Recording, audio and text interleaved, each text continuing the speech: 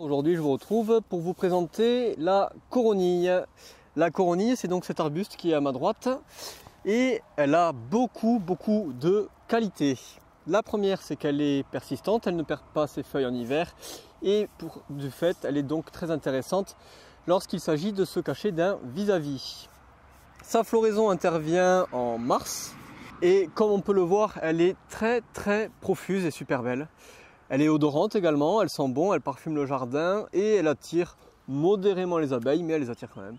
C'est une plante typique du sud-est, des régions méditerranéennes, qui est donc très résistante à la sécheresse. Elle peut pousser au soleil, mais tolère aussi la mi-ombre.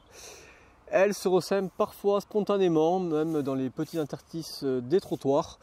C'est perçu comme certains comme un désagrément, mais moi je trouve que c'est plutôt cool. Et puis au pire, on l'arrache, ça prend 2 secondes, enfin bref. Voilà, donc une plante très cool, un arbuste très intéressant que l'on peut notamment associer dans une haie par exemple. Imaginons qu'on plante une haie d'arbustes à croissance modérée ou plutôt lente.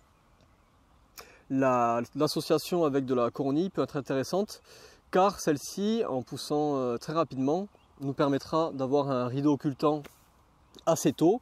Et ensuite, lorsque les arbres ou les arbustes qui ont un développement plus conséquent prendront le relais, et bien la coronille au pire elle se fera un peu petite et puis ce sera comme ça, mais dans tous les cas on aura eu le complément entre les deux.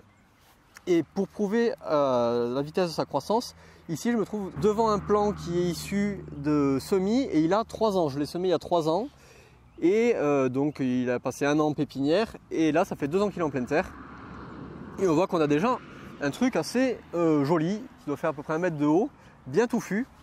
La floraison est longue, hein. Elle commence début mars en général. S'il fait vraiment doux pendant l'hiver, elle peut commencer en février. Et elle se finit, je dirais, mi-avril, voire allez, peut-être fin avril des fois. Donc voilà, je trouve que c'est une plante vraiment intéressante et largement supérieure au Forsythia qui est son alter ego qui fleurit également jaune au printemps, mais qui, je trouve, vieillit mal. Sa floraison n'est pas odorante et en plus elle attire pas une seule abeille. Donc je trouve bien pérave honnêtement, contrairement à la coronille qui a tous les avantages. Je vous dis à bientôt et je vous souhaite une bonne journée.